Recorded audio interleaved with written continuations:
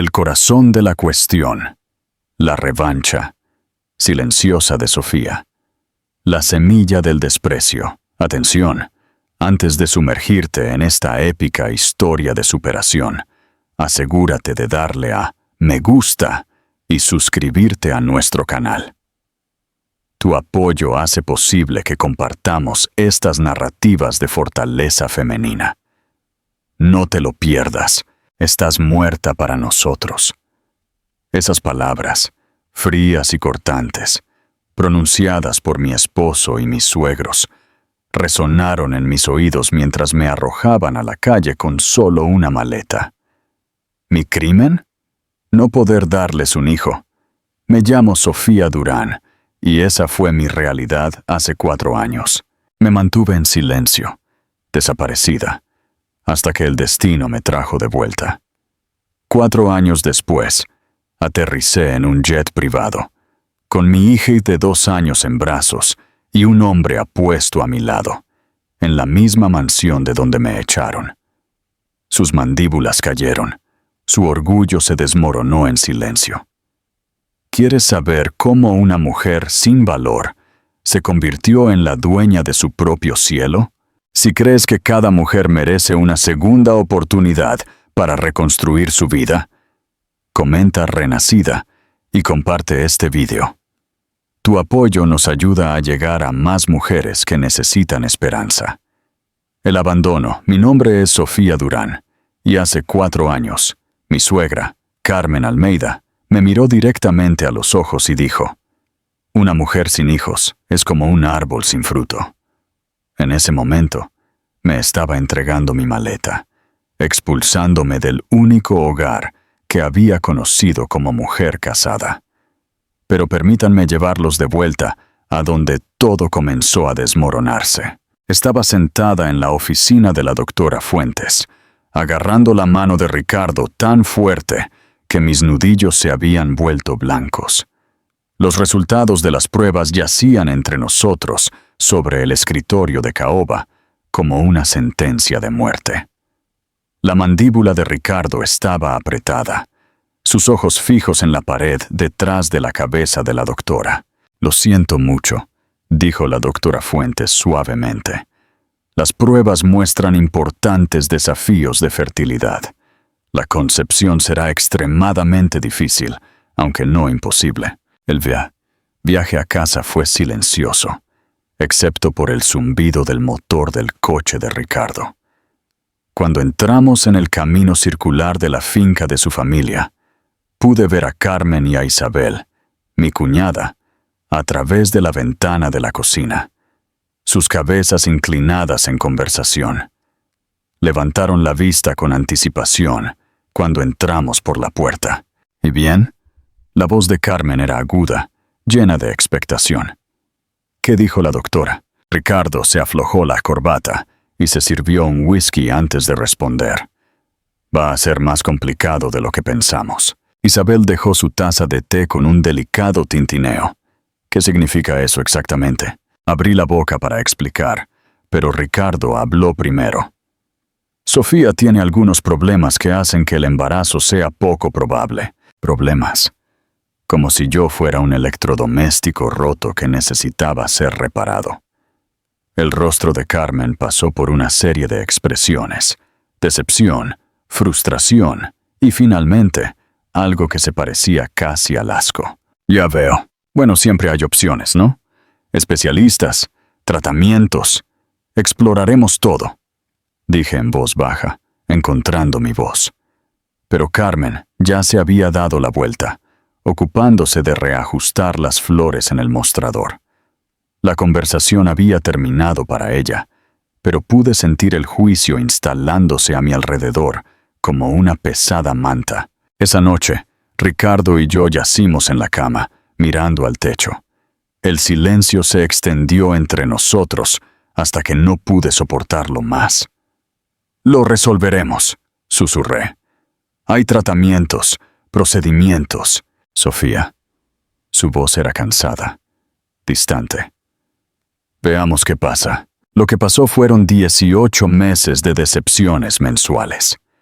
18 meses de pruebas de embarazo negativas que escondí en el fondo del cubo de basura del baño. 18 meses de comentarios cada vez más directos de Carmen sobre nuestro estado sin hijos. La nuera de mi amiga Isabel acaba de tener gemelos, anunció una mañana en el desayuno. ¡Qué bendición! Isabel se siente tan realizada como abuela. Mi cuñada Isabel asintió con entusiasmo. No puedo esperar a tener hijos. Creo que estaré embarazada 6 meses después de casarme. Revolví los huevos en mi plato, sin apetito. Estas conversaciones de desayuno se habían convertido en una forma de tortura, diseñadas para recordarme mi fracaso, sin que nadie tuviera que decirlo directamente. Ricardo dejó de venir a mis citas médicas después del 8º mes. Tengo una teleconferencia, decía. Oh, la oficina me necesita. Siempre algo más importante que averiguar por qué su esposa no podía darle la familia que quería. Empecé a ir sola, sentada en salas de espera llenas de mujeres embarazadas, sintiéndome como una impostora entre las verdaderamente fértiles. La doctora Fuentes era amable, pero realista. Cada tratamiento era más invasivo, más caro y más probable de fallar que el anterior. Quizás deberíamos considerar la adopción, sugerí una noche, mientras Ricardo revisaba documentos de negocios en la mesa de la cocina. No levantó la vista. Mi madre quiere nietos biológicos. ¿Sabes cómo se siente con respecto a los linajes de sangre? ¿Linajes de sangre? Como si estuviéramos criando caballos en lugar de intentar formar una familia. El punto de inflexión llegó un martes de marzo. Me había sentido indispuesta durante 3 días y me había permitido el peligroso lujo de la esperanza. Compré una prueba de embarazo de camino a casa desde el trabajo y me encerré en nuestro baño, con las manos temblorosas mientras esperaba los resultados. Negativo. Me senté en el suelo del baño y finalmente me permití llorar.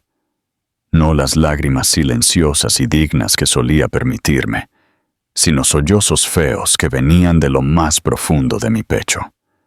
Cuando finalmente me recompuse y bajé, encontré a Ricardo en su estudio, con papeles extendidos sobre su escritorio. Papeles de divorcio. ¿Cuánto tiempo llevas planeando esto?, pregunté, agarrando los documentos con dedos entumecidos. Ricardo finalmente levantó la vista, su expresión casi de alivio. Sofía, ambos sabemos que esto no está funcionando. Queremos cosas diferentes. Queremos lo mismo. Queremos una familia. Yo quiero una familia que sea realmente posible. El acuerdo prenupcial estaba adjunto a los papeles de divorcio, resaltado en amarillo. Cada cláusula que protegía la riqueza de la familia Almeida. Cada línea que me dejaba sin nada si nuestro matrimonio fracasaba. Recordé haberlos firmado 3 años antes, joven y enamorada, y segura de que nunca los necesitaríamos. Tenía 25 años, dije, mirando mi propia firma. Pensé que el amor sería suficiente. El amor no paga las cuentas ni continúa el apellido familiar. Carmen apareció en el umbral, como si hubiera estado escuchando. Sofía, querida, creo que es mejor que hagas tus maletas esta noche. Isabel puede llevarte a donde necesites ir. Miré a Ricardo, esperando que me defendiera, que le dijera a su madre que estaba yendo demasiado lejos.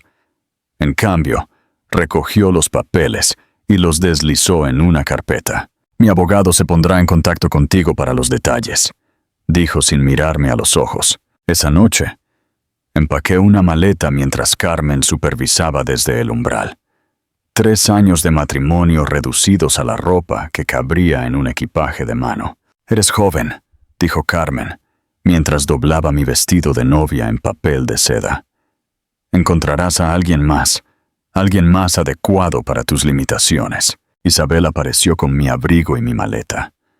El taxi ya está aquí. Caminé por la casa por última vez, pasando por el comedor donde había organizado cenas, pasando por la sala de estar, donde había pasado incontables noches, sintiéndome como una extraña. Ricardo no estaba por ningún lado. En la puerta principal, Carmen me entregó mi maleta y 23 euros de su bolso. Para el taxi, dijo. Un día lo entenderás. Una mujer que no puede darle hijos a su marido está incompleta. Ricardo se merece algo mejor. Me subí al taxi sin un destino en mente y sin idea de cómo iba a sobrevivir. Mientras nos alejábamos de la finca, apreté la cara contra la ventana y observé cómo la única vida que había conocido desaparecía detrás de setos perfectamente cuidados. El conductor me miró por el espejo retrovisor. ¿A dónde, señorita? No tuve respuesta. No tenía hogar, ni dinero, ni plan. Pero mientras conducíamos por la ciudad, algo duro y decidido comenzó a formarse en mi pecho. Me habían echado como basura. Me habían descartado como inútil. No tenían idea de lo que acababan de desatar. El ascenso imparable. La Fénix renacida. El taxi me dejó en un motel en las afueras del centro de la ciudad. 43 euros por 3 noches en una habitación que olía a cigarrillos y sueños rotos. Me senté en la áspera colcha y miré mi maleta, preguntándome cómo mi vida se había reducido para caber dentro de una pequeña bolsa. A la mañana siguiente, entré en la lavandería Sánchez con mi único traje de negocios y pedí trabajo. La dueña, la señora Sánchez, me miró de arriba a abajo con ojos cansados. ¿Alguna vez trabajaste en ventas? Sí, mentí. Ella me entregó un delantal que había visto días mejores. 6 euros la hora, solo en efectivo. Empiezas ahora. El primer cliente me entregó un abrigo de cachemira, que probablemente costaba más que mi alquiler mensual en la casa de Ricardo. Mis manos temblaron mientras lo etiquetaba, recordando cómo solía organizar armarios enteros llenos de ropa como esta. El cliente apenas me miró, tratándome como parte de la maquinaria. Durante mi descanso, me encerré en el pequeño baño de empleados y lloré en una toalla de papel. Pero cuando sonó la campana para los clientes, me limpié la cara y sonreí como si nada hubiera pasado. Esa noche, encontré un estudio por 300 euros al mes. El propietario, el señor Chen, desconfió de mi falta de referencias hasta que le ofrecí 2 meses de alquiler en efectivo por adelantado. El apartamento tenía un grifo que goteaba, una ventana que no cerraba bien y un radiador que traqueteaba toda la noche. Pero era mío. Compré un colchón en una tienda de segunda mano y lo subí 3 tramos de escaleras yo misma. El inquilino anterior había dejado una tetera abollada y un solo tenedor. Comí fideos instantáneos, sentada con las piernas cruzadas en el suelo, diciéndome que esto era temporal. Pero lo temporal se extendió a semanas, luego a meses. La lavandería apenas cubría el alquiler y la comida. Algunas noches me acostaba con hambre en lugar de gastar mis últimos euros. Me contaba historias en la oscuridad, imaginando lo que le diría a Carmen si alguna vez la volviera a ver. «Todavía no has terminado», le susurré al techo agrietado. «Ellos no tienen la última palabra». La señora Puerta Sánchez notó que nunca tomaba días libres por enfermedad y siempre se quedaba hasta tarde para ayudar con los libros. «Eres demasiado inteligente para este lugar», me dijo una noche mientras cerrábamos. «¿Por qué estás aquí?» No le iba a contar sobre los acuerdos prenupciales, sobre haber sido echada como basura, así que simplemente dije: «Empezando de nuevo». Ella pareció entender y me deslizó 20 euros extra. Para la compra, 3 meses después, vi un letrero de «Se busca ayuda» en la librería Cervantes. La dueña, una mujer mayor llamada Elena, me contrató para los turnos de la mañana, después de que demostré que podía ordenar alfabéticamente más rápido que su empleada actual. Otros 6 euros la hora, además de que podía leer durante los períodos tranquilos. Pero 6 más 6, todavía no eran suficientes. Encontré trabajo por la noche limpiando edificios de oficinas en el centro. La empresa de limpieza no hacía preguntas. Simplemente me entregaron las llaves y me indicaron los armarios de suministros. Trabajé hasta la medianoche, fregando inodoros y vaciando cubos de basura. Y luego dormí unas pocas horas antes de mi turno en la librería. Los fines de semana, hacía trabajos de catering a través de una agencia de trabajo temporal, sirviendo champán a personas que se parecían exactamente a los amigos de Ricardo. Personas que no me veían, incluso cuando estaba justo delante de ellas. La ironía no se me escapó. Era invisible para la misma clase social que una vez me había reclamado como suya. Mi suerte cambió un martes por la mañana cuando me derramé café encima, apresurada entre trabajos. Entré en una pequeña charcutería de la esquina para limpiarme y encontré a un hombre revisando hojas de cálculo en una mesa al fondo. Sofía Durán. Levanté la vista, sorprendida de que alguien recordara mi apellido de soltera. El hombre tenía unos 50 años, con ojos amables y arrugados. Me tomó un momento reconocerlo. «¿Doctor Garrido?» No puedo creerlo. De la calle Olivel, se puso de pie, sonriendo ampliamente. «Pensé que eras tú. ¿Cuáles son las probabilidades?» El doctor Garrido había vivido a 3 casas de mi hogar de la infancia. Su madre, la señora Garrido, solía darme buñuelos de pescado caseros cuando pasaba por su jardín. Recordé el día en que ella se había caído en las escaleras delanteras. Tenía 16 años y la ayudé a entrar. Me quedé con ella hasta que el doctor Garrido llegó a casa de la universidad. «Ayudaste a mi madre ese día que se cayó», dijo, como si leyera mis pensamientos. «Ella nunca olvidó tu amabilidad. Hablamos durante 20 minutos. Ahora era dueño de una pequeña empresa de logística. La había construido desde cero, después de emigrar hace 15 años. Cuando mencioné que estaba entre oportunidades, su expresión se volvió pensativa. De hecho, estoy buscando un gerente de operaciones. Alguien que pueda manejar detalles, trabajar con personas difíciles, pensar rápido. El salario es decente y hay margen para crecer». Casi me reí. «Doctor Garrido, trabajo en una lavandería y una librería. Limpio oficinas por la noche. No sé nada de logística, pero sabes de personas. Sabes de trabajar duro. Y sabes de empezar de nuevo». Sacó una tarjeta de presentación. «Ven el lunes por la mañana. Veamos qué puedes hacer. La eclosión del talento, estrategia y fortuna. Deja un me gusta si crees que la suerte de Sofía finalmente está cambiando». Ese fin de semana, investigué todo lo que pude sobre logística y gestión de la cadena de suministro. Pedí prestados libros de negocios a Elena y leí hasta que me ardieron los ojos. El lunes por la mañana, entré en Logística Garrido con mi único atuendo profesional, el mismo que había usado en la lavandería 6 meses antes. La oficina era pequeña pero organizada, con 3 empleados que manejaban las cuentas de los clientes. El doctor Garrido me presentó al equipo y me dio un escritorio cerca de la ventana. Por primera vez en meses, tenía un lugar que sentía que podía convertirse en algo. «Empieza con estos archivos de clientes», dijo, entregándome una pila de carpetas. «Aprende las cuentas. Averigua dónde podemos mejorar la eficiencia. No tengas miedo de hacer preguntas». Me lancé al trabajo con una determinación desesperada.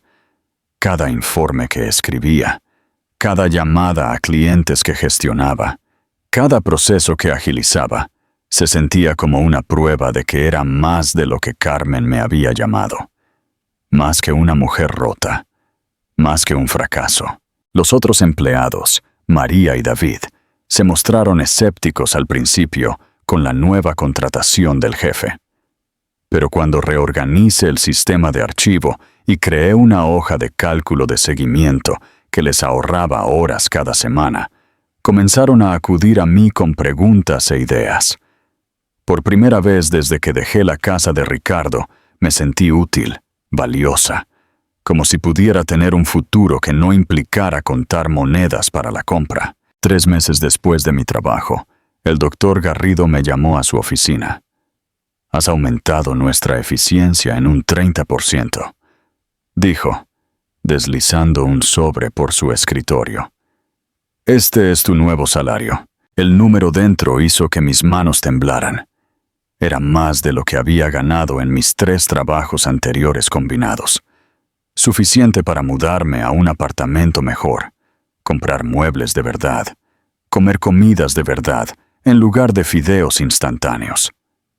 Esa noche, me senté en mi colchón en el suelo por última vez y me permití creer en algo que no me había atrevido a esperar en meses. Quizás realmente todavía no había terminado. 6 meses después de mi trabajo en Logística Garrido, estaba comiendo en mi escritorio cuando María mencionó su negocio secundario de criptomonedas. «Gané 300 euros el mes pasado solo con mi teléfono», dijo casualmente, desplazándose por los gráficos. Algo hizo clic. Había estado tan concentrada en sobrevivir de un cheque de pago al siguiente que nunca había considerado hacer que mi dinero trabajara para mí. Esa noche, me inscribí en un curso de finanzas en línea y pasé mi primer sábado en meses haciendo algo que no fuera lavar la ropa y hacer la compra. La instructora, una mujer llamada doctora Andrea Solís, hablaba del interés compuesto como si fuera magia. «Tu dinero debería tener bebés», dijo durante una videoconferencia. «Y esos bebés deberían tener bebés». Comencé poco a poco, invirtiendo 50 euros de cada cheque de pago en fondos indexados. Luego descubrí un curso sobre estrategia empresarial, impartido por un capitalista de riesgo que había construido 3 empresas desde cero. Vi sus conferencias durante mis descansos para el almuerzo, tomando notas en los márgenes de papel reciclado. «La diferencia entre los ricos y el resto», explicó, «no es cuánto ganan, es cuánto retienen y hacen crecer». Comencé a ver todo de manera diferente. Cuando el doctor Garrido mencionó que habíamos perdido un cliente importante debido a una falta de comunicación, no me limité a resolver el problema inmediato. Diseñé un sistema de retención de clientes completamente nuevo. Cuando nuestro seguimiento de entregas falló, investigué soluciones de software y presenté 3 opciones con análisis de costo-beneficio. «¿Dónde aprendiste todo esto?», preguntó el doctor Garrido, después de que yo hubiera agilizado todo nuestro proceso de facturación. «Universidad de YouTube», dije, solo medio en broma. Mi primer gran avance llegó cuando noté patrones en nuestros datos de envío.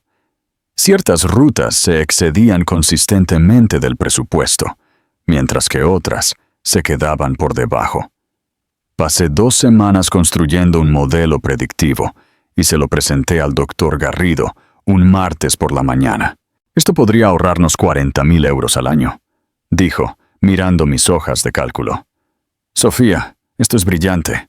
Esa tarde, me entregó un sobre con un bono de 5.000 euros. Miré el cheque durante 1 minuto completo antes de doblarlo cuidadosamente en mi billetera. En lugar de gastarlo en muebles o unas vacaciones, investigué empresas tecnológicas emergentes. Había una startup llamada Soluciones Verdes, que estaba desarrollando software de eficiencia para paneles solares. El riesgo me revolvió el estómago. Perder 5.000 euros me retrasaría meses. Pero algo en su modelo de negocio se sentía bien. Compré acciones un martes por la mañana, con las manos temblorosas mientras hacía clic en confirmar compra. 3 meses después, Soluciones Verdes anunció una asociación con una importante compañía de energía. Mi inversión se duplicó de la noche a la mañana. Lo reinvertí todo, esta vez distribuyéndolo en 5 startups diferentes. Una falló por completo. 2 alcanzaron el punto de equilibrio, pero las otras 2 se dispararon. En mi primer aniversario en Logística Garrido, mi cartera valía 20,000. «Te ves diferente», observó María una mañana. «¿Más segura o algo así?» Tenía razón.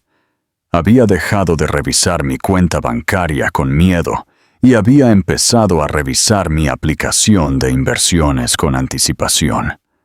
Los números que antes me aterrorizaban ahora me emocionaban. Estaba aprendiendo su lenguaje, entendiendo sus patrones. El doctor Garrido me ascendió a gerente senior de operaciones con un aumento de salario, lo que finalmente me permitió mudarme a un apartamento de una habitación con muebles de verdad. Pero en lugar de mejorar drásticamente mi estilo de vida, mantuve mis gastos modestos y canalicé los ingresos adicionales hacia inversiones. El verdadero cambio llegó cuando descubrí las redes de inversión Ángel. Eran grupos de inversores acreditados que unían dinero para financiar empresas en etapa inicial. La inversión mínima era de 50,000 euros, más de lo que jamás había imaginado tener. Pero había estado estudiando el mercado durante más de un año. Había aprendido a leer estados financieros, analizar modelos de negocio y detectar tendencias prometedoras. Cuando una firma de biotecnología que estaba desarrollando avances en tratamientos de fertilidad cruzó mi escritorio, supe que este era mi momento. Liquidé la mitad de mi cartera y me uní a la ronda de inversión. La ironía no se me escapó. Aquí estaba yo, financiando el mismo tipo de avance médico que podría haber salvado mi matrimonio. Pero esto ya no se trataba del pasado. Se trataba de construir algo más grande que mi dolor. La inversión en biotecnología tardó 18 meses en madurar. Pero cuando lo hizo, mi participación de 50,000 euros se convirtió en 202,000. Estaba aprendiendo que la riqueza no se trataba solo de trabajar más duro. Se trataba de posicionarme en el camino del éxito de otras personas. Mi cartera superó la marca del $500,000 en un jueves lluvioso. Estaba revisando los informes trimestrales cuando la notificación apareció en mi teléfono.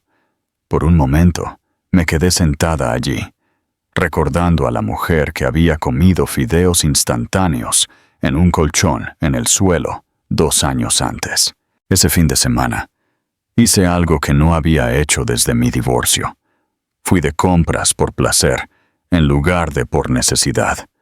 Había una boutique en el centro por la que había pasado innumerables veces, admirando los bolsos de cuero en el escaparate, pero sin atreverme a entrar. La vendedora me lanzó una mirada sexista cuando entré con jeans y zapatillas. Pero cuando señalé un bolso de cuero color caramelo y dije, «¿Me llevo ese?», su actitud cambió inmediatamente. «Excelente elección», dijo, envolviéndolo cuidadosamente en papel de seda.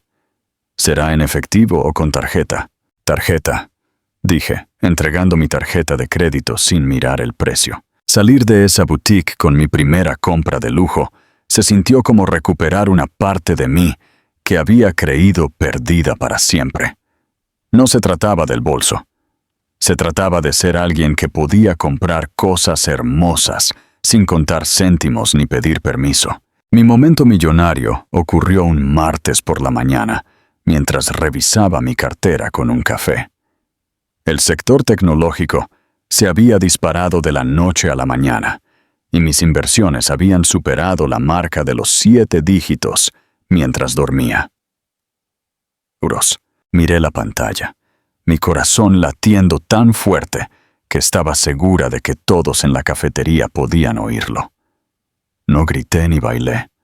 No llamé a nadie. Simplemente susurré. «Nunca debiste haberme dejado ir», y cerré mi portátil.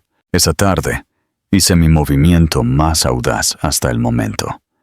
Había estado investigando compañías de aviación privada y descubrí que podía comprar una participación en una empresa de gestión de jets. La inversión era sustancial, 400.000 euros, pero venía con derechos de uso. Mientras firmaba el papeleo, pensé en el rostro de Carmen cuando me entregó esa maleta, en el alivio de Ricardo cuando me dio los papeles de divorcio, en la sonrisa de suficiencia de Isabel cuando llamó al taxi. Me habían echado, pensando que no valía nada. Ahora estaba, literalmente, ¿Comprando pedazos del cielo?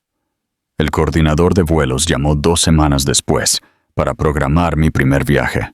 ¿A dónde le gustaría ir, señora Durán? Miré por la ventana de mi apartamento a la ciudad, donde había reconstruido mi vida de la nada.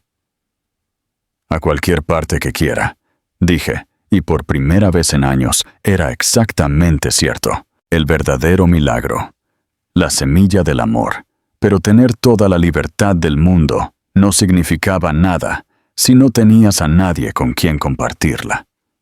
3 años después de mi éxito financiero, me di cuenta de que me había vuelto excelente construyendo riqueza, pero terrible construyendo conexiones. Mis noches las pasaba sola, revisando carteras de inversión y planificando mi siguiente movimiento de negocios. Fue durante este período de soledad que decidí dar un paso atrás en el trabajo de consultoría corporativa que había estado haciendo y probar algo completamente diferente.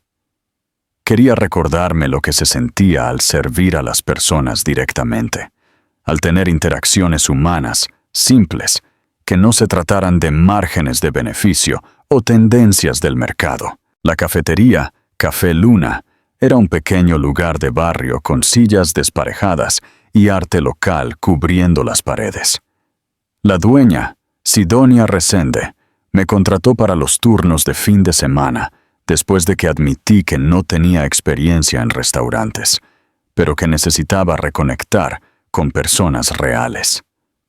«Pareces alguien que olvidó cómo simplemente ser», dijo, atándome un delantal alrededor de la cintura.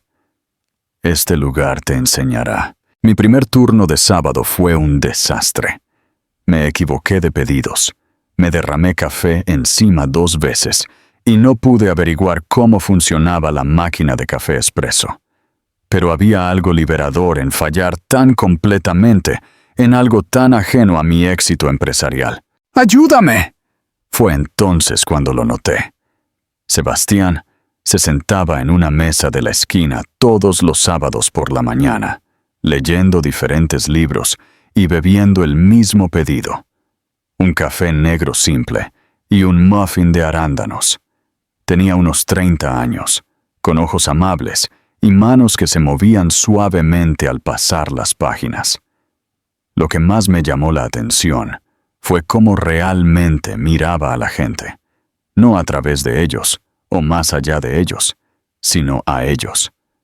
Notaba detalles que otros pasaban por alto, como que yo siempre usaba los mismos zapatos negros cómodos porque me dolían los pies por años de estar de pie, o cómo mi sonrisa se tensaba a medida que la hora punta de la mañana se intensificaba. Cuando me equivocaba en su pedido, lo que sucedía más a menudo de lo que me gustaría admitir, él simplemente sonreía y decía: «No te preocupes, no tengo prisa». El tercer sábado me preguntó mi nombre. «Sofía», dije, rellenando su café. «Soy Sebastián, y gracias por el café, por trabajar tan duro para mejorar la mañana de todos, incluso cuando estás claramente exhausta». Sentí que el calor subía a mis mejillas. Hacía tanto tiempo que alguien notaba mi esfuerzo en lugar de solo mis resultados. Durante las siguientes semanas, nuestras conversaciones se hicieron más largas. Era un trabajador social en un centro infantil, ayudando a los niños a navegar por situaciones familiares difíciles. Tenía una forma de escuchar que te hacía sentir escuchado, no juzgado. «A veces pareces triste», dijo una mañana cuando la cafetería estaba tranquila, como si estuvieras cargando algo pesado. Casi descarté su observación, pero algo en su genuina preocupación me hizo detenerme. «Algo de equipaje de mi pasado. Nada demasiado dramático». El equipaje suele ser dramático para la persona que lo lleva. Después de mis turnos, Sebastián comenzó a esperarme. Caminábamos hasta el parque al otro lado de la calle y nos sentábamos en un banco, hablando de todo excepto de mi dinero o de su trabajo. Me contó que había crecido en hogares de acogida, que había aprendido a encontrar familia en lugares inesperados. Le conté mis sueños de la infancia de ser maestra, de cómo había querido ayudar a los niños a aprender a leer. ¿Qué cambió?, preguntó. La vida, dije simplemente. Una noche, mientras el otoño convertía las hojas en oro, me encontré contándole todo. Sobre Ricardo y los problemas de fertilidad, sobre la crueldad de Carmen y los acuerdos prenupciales que me dejaron sin nada, sobre dormir en un colchón en el suelo y comer fideos instantáneos durante meses. Sebastián escuchó sin interrumpir, sin intentar ofrecer soluciones o consuelo vacío. Cuando terminé, estuvo en silencio por un largo momento. «Siento mucho que te haya pasado eso», dijo por fin. «Pero necesito que sepas una cosa. No estás rota. No estás incompleta. De hecho, eres una de las personas más fuertes que he conocido». Sentí que las lágrimas amenazaban con salir y aparté la vista. «No entiendes. No pude darle lo que quería. Fallé en lo más básico que se supone que hacen las mujeres. Sofía». Su voz era firme, pero suave. «Mírame». Me volví para mirarlo, esperando piedad. En cambio, vi admiración. Sobreviviste a ser expulsada por personas que se suponía que te amaban. Construiste una vida de la nada. Elegiste la amabilidad sobre la amargura. Eso no es un fracaso. Eso es extraordinario. Algo dentro de mí cambió esa noche. Por primera vez desde mi divorcio, me sentí vista por quien realmente era, no por quien no podía ser. Nuestra relación creció lentamente, con cuidado. Sebastián nunca me presionó para que le diera más de lo que estaba lista para dar. Nunca me preguntó sobre mis finanzas, ni pareció impresionado cuando mencioné mi éxito empresarial. Él estaba interesado en Sofía la persona, no Sofía el portafolio. Empezamos a cocinar juntos en su pequeño apartamento. Él me enseñó a hacer pasta fresca, y yo le mostré la receta del pastel de manzana de mi abuela. Estos simples momentos domésticos se sintieron más íntimos que cualquier cosa que hubiera compartido con Ricardo. 8 meses después de nuestra primera conversación, Sebastián me propuso matrimonio durante uno de nuestros paseos nocturnos, no con un anillo llamativo o un gran gesto, sino con honestidad. «Amo a quien eres cuando estás conmigo», dijo, deteniéndose junto a la fuente donde habíamos compartido tantas conversaciones. «Amo a quien soy cuando estoy contigo. Ambos somos mejores juntos». El anillo era simple, elegante y claramente elegido con consideración en lugar de para impresionar a nadie más. «Sí», dije, antes de que pudiera hacer la pregunta correctamente. Nos casamos 6 meses después, en una ceremonia sencilla en el registro civil. Llevaba un vestido color crema de una boutique local, y Sebastián llevaba su mejor traje. La señora Resende fue nuestra testigo, llorando lágrimas de alegría mientras firmaba los papeles. «¿Sin acuerdos prenupciales?», preguntó el oficial, revisando nuestros documentos. Sebastián y yo nos miramos y nos reímos. «Sin acuerdos prenupciales», dije. «Estamos juntos en esto». Después de la ceremonia, cenamos en el Café Luna. La señora Resende había cerrado temprano y cocinado para nosotros personalmente. Fue perfecto en su simplicidad. El milagro llegó 14 meses después. Estaba revisando informes trimestrales cuando una ola de náuseas me golpeó tan repentinamente que tuve que correr al baño. La prueba de embarazo que compré esa tarde mostró 2 líneas rosas. La miré con incredulidad, recordando todas esas pruebas negativas de hace años. Esta vez, se sintió diferente. Esta vez, se sintió como esperanza en lugar de desesperación. Cuando Sebastián llegó a casa del trabajo, yo estaba sentada en nuestro sofá, todavía sosteniendo la prueba. «Sofía, ¿qué pasa?» Le entregué la prueba sin decir nada. Su rostro pasó de la confusión al reconocimiento y a la pura alegría. «¿Estás segura?», susurró. «Tan segura como se puede estar con estas cosas». Sebastián se sentó a mi lado y me abrazó. Ambos lloramos lágrimas de asombro, de gratitud, de incredulidad, de que algo tan largamente deseado pudiera suceder. 9 meses después, sostuve a nuestro hijo en mis brazos. Ricardo Jr. Durán, nombrado así por su padre, llevaría mi apellido de soltera por elección. Era perfecto, sano y completamente nuestro. Mientras Sebastián lloraba junto a mi cama de hospital, pensé en las palabras de Carmen de hace años sobre mí, siendo un árbol sin fruto, incompleta e inútil. Ahora era madre, pero lo más importante, era una mujer que había aprendido que su valor no estaba determinado por las expectativas de nadie más.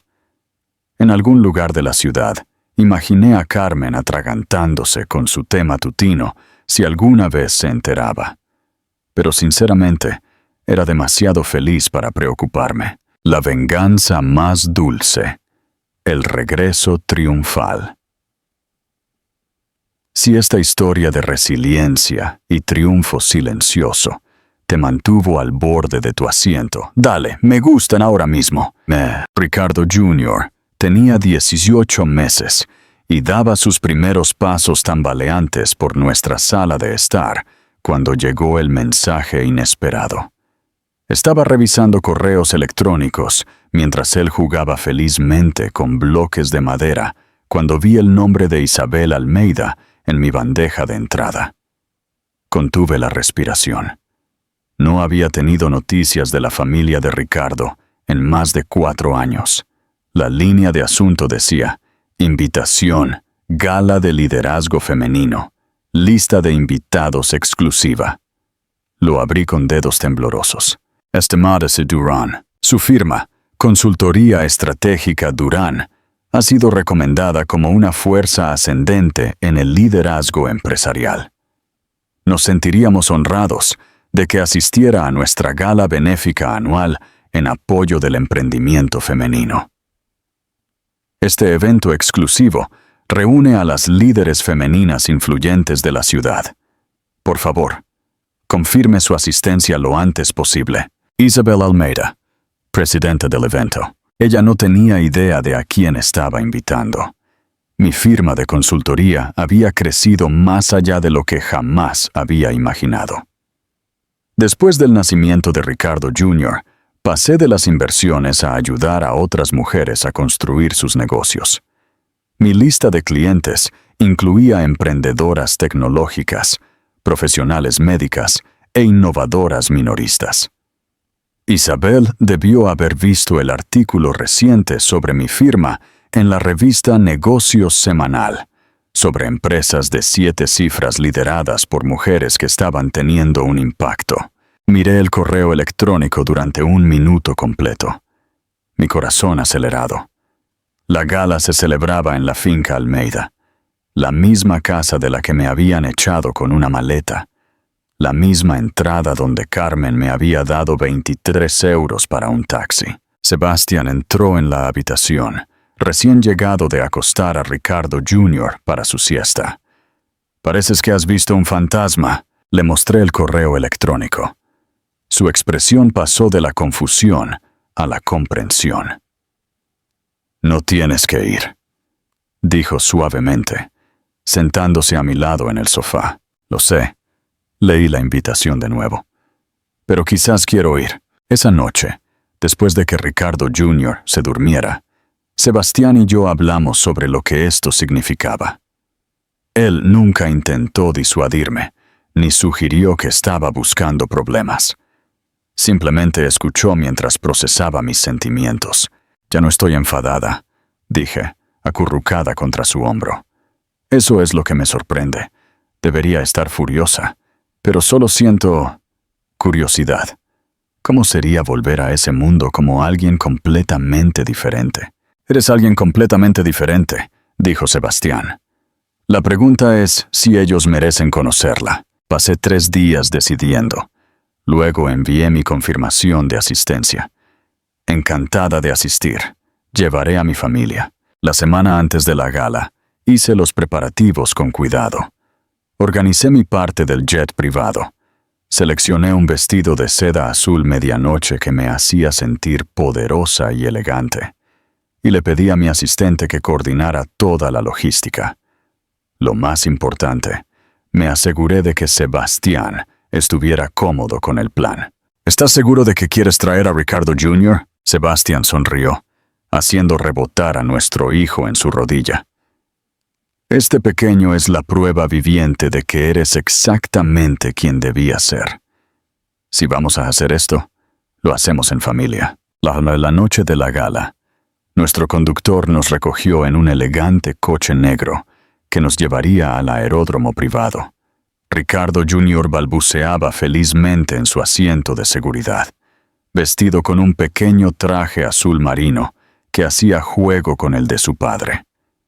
Llevaba el pelo recogido en un elegante moño, y mis joyas eran sencillas pero caras.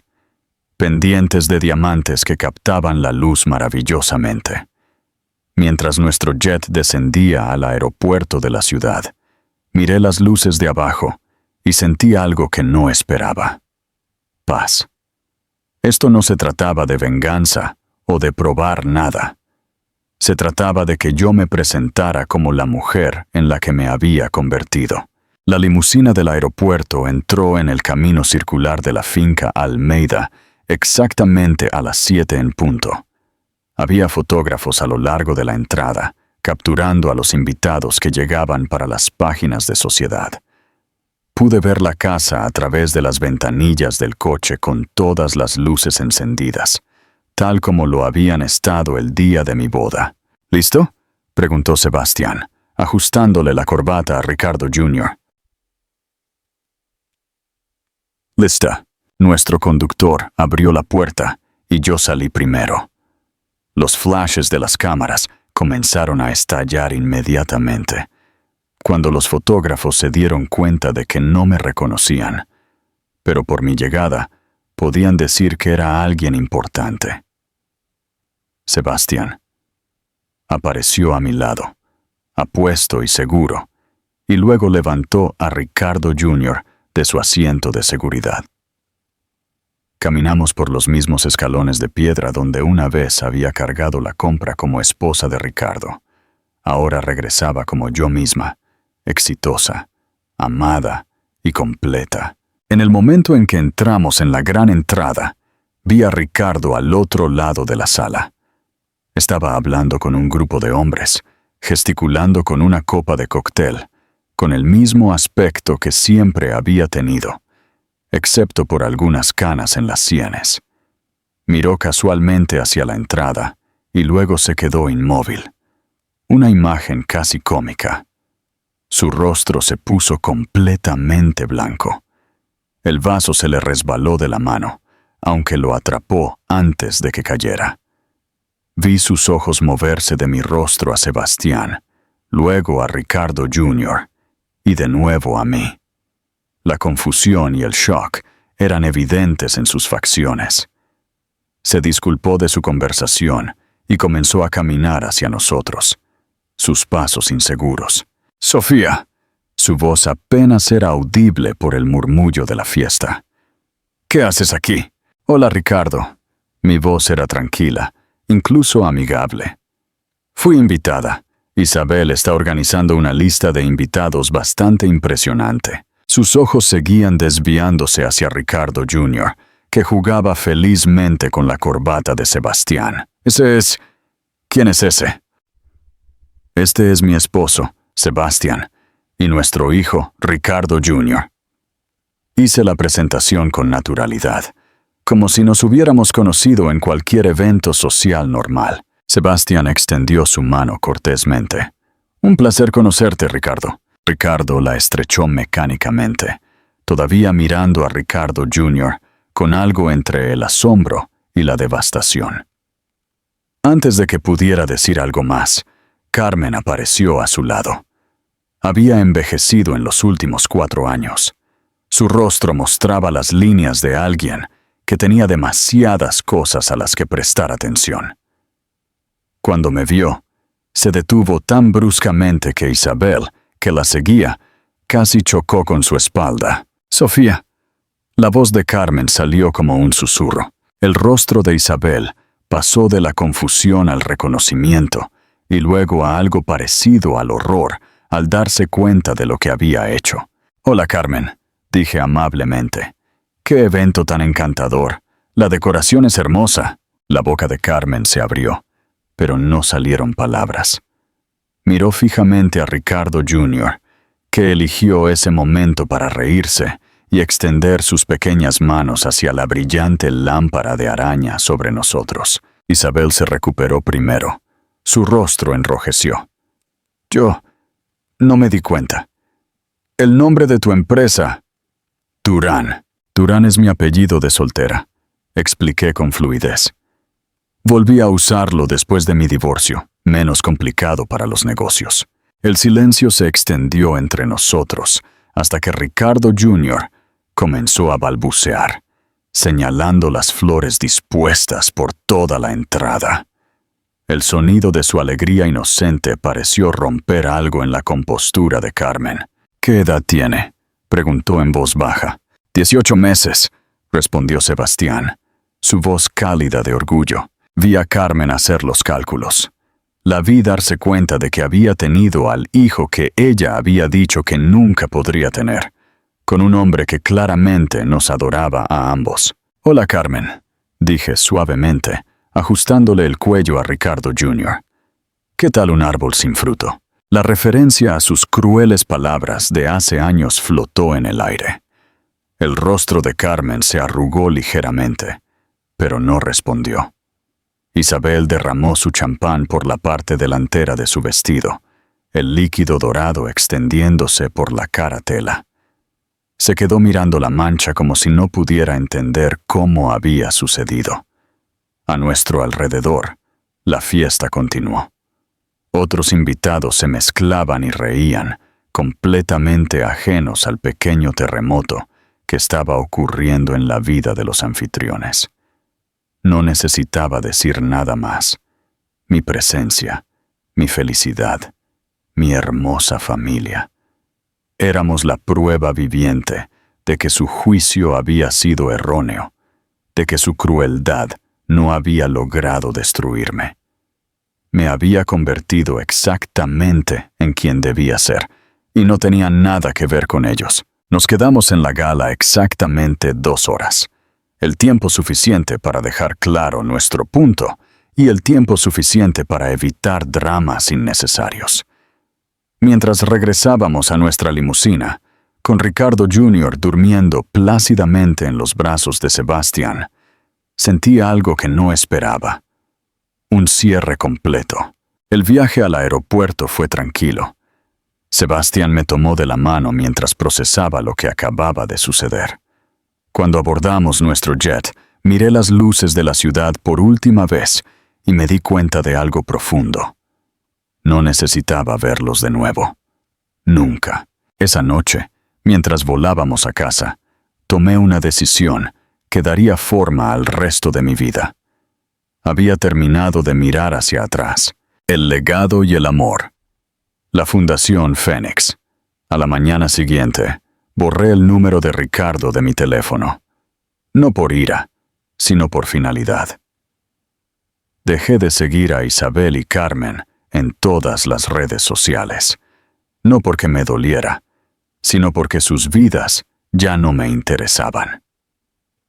Durante 4 años, ocasionalmente había revisado sus actualizaciones, diciéndome a mí misma que era curiosidad. En verdad, era un hábito que me quedaba de cuando sus opiniones importaban. ya no importaban. Sebastián me encontró en la cocina preparando el desayuno, tarareando una melodía mientras hacía huevos revueltos. Ricardo Jr. estaba en su trona, felizmente tirando cereales al suelo. «Te ves diferente esta mañana», observó Sebastián, sirviendo café. «Más ligera, de alguna manera. Siento que acabo de dejar una maleta que he estado cargando durante años», dije, besándole la mejilla. Ni siquiera me di cuenta de lo pesada que era hasta que la solté. 3 meses después, esa sensación de libertad llevó al proyecto más significativo de mi vida. Estaba leyendo un artículo de noticias sobre el aumento de las tasas de divorcio y la devastación financiera que muchas mujeres enfrentaban después. Fue entonces cuando me asaltó una idea. ¿Qué pasaría si creáramos una fundación?, le sugerí a Sebastián esa noche, mientras paseábamos por nuestro barrio. Algo para ayudar a las mujeres a reconstruirse después del divorcio. Sebastián se detuvo y se volvió para mirarme. «Cuéntame más. Muchas mujeres firman acuerdos prenupciales como yo, o sacrifican sus carreras por sus matrimonios. Cuando todo se desmorona, se quedan sin nada. ¿Y si pudiéramos darles las herramientas y los recursos para empezar de nuevo?» En 6 meses, establecimos la Fundación Fénix, nombrada así por el ave mítica que resurge de sus cenizas. Nuestra misión era simple: proporcionar educación financiera, mentoría empresarial y apoyo emocional a mujeres que reconstruían sus vidas después del divorcio. Nuestra primera cliente fue María, una maestra de 38 años, cuyo esposo la había dejado por su secretaria. Entró en nuestra oficina con 2 niños pequeños y una cuenta corriente con 47 euros. «No sé por dónde empezar», dijo, con lágrimas en los ojos. «No he trabajado en 8 años. Ni siquiera sé cómo escribir un currículum». Me senté frente a ella, recordando mis propios 23 euros y mi única maleta. «Empieza justo donde estás», le dije, «y te ayudaremos a descubrir el siguiente paso». 6 meses después, María había completado nuestro programa de educación financiera. Había conseguido un trabajo de maestra y estaba ahorrando dinero por primera vez en su vida adulta. Ver crecer su confianza me recordó por qué este trabajo era tan importante. Ricardo Jr. aprendió a caminar en las oficinas de la fundación. Deambularía entre las salas de conferencias mientras yo daba talleres de presupuesto o Sebastián facilitaba grupos de apoyo. Nuestro personal se convirtió en su familia extendida y él se convirtió en nuestra mascota de la esperanza, prueba de que cosas hermosas podían crecer a partir de comienzos difíciles. También en el segundo cumpleaños de Ricardo Jr., habíamos ayudado a más de 200 mujeres a reiniciar sus vidas. Cada historia de éxito se sentía personal. Era como curar una herida que había llevado durante años. «Cuéntame un cuento, mami», exigió Ricardo Jr. una noche, trepando a mi regazo con su libro favorito. En lugar de leer de la página, me encontré contándole historias que nunca había planeado compartir. Historias sobre ser fuerte cuando la gente es cruel, sobre cómo a veces la familia que eliges importa más que la familia en la que naces, sobre cómo los reveses pueden convertirse en preparaciones para algo mejor. «Viniste a mami y papi cuando más te necesitábamos», susurré, acariciándole el cabello oscuro. «Nos enseñaste que el amor crea sus propios milagros». Sebastián apareció en el umbral, sonriéndonos. «¿Hay sitio para uno más en esa silla?» Mientras mis chicos se acurrucaban a mi alrededor, pensé en la mujer que había sido hace 4 años. Estaba tan concentrada en lo que le faltaba, que no podía ver lo que ya tenía. Tan desesperada por la aprobación, que había olvidado aprobarse a sí misma. La fundación creció, pero también nuestra familia de formas inesperadas. Contratamos a mujeres de nuestro programa, que habían reconstruido sus carreras. Creamos una red de mentoría donde las graduadas del programa ayudaban a las recién llegadas. Nos asociamos con abogados de divorcio que remitían a clientes que necesitaban nuestros servicios. Una tarde, mientras revisaba las solicitudes para nuestro programa de becas, me encontré con un nombre que me hizo detenerme. Juana Almeida, prima de Ricardo, recientemente divorciada y luchando por mantener a sus hijas gemelas. Había solicitado usando su apellido de soltera, probablemente sin tener idea de quién revisaba su documentación. Llamé a Sebastián a mi oficina y le mostré la solicitud. «¿Qué quieres hacer?», preguntó. Lo pensé durante exactamente 30 segundos. Ayudarla. Sus hijos necesitan que su madre sea estable y segura.